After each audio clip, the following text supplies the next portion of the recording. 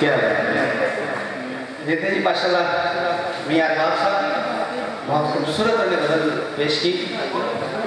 और अब हम मोहतरम जनाब तनवीर अहमद नवीर साहब की इजाज़त से बाकायदा आगाज़ समझाने से आपसे साथ में आगाज़, चूँकि दिन ऐसा है 23/5 का पाकिस्तान के हवाले से, और मेरी खुशकिस्मती यह है कि जब भी मुझे कोई नई मुश्किल आती है, खासकर पोइट्री में, मैं छोटा सा तालिब इल्म हूँ, तो हमेशा मेरी रहनुमाई करवाते हैं मोहम्मद अयूब साबिर साहब तशरीफ़ रखते हैं। सर आपकी इजाज़त से आप ही का शेर, आप ही की नज़र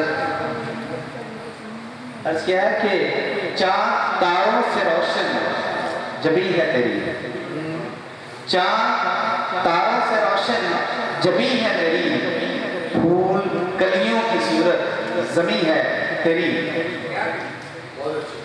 चाँद तारों से रोशन जबी है तेरी, फूल कलियों की सूरत ज़मी है तेरी।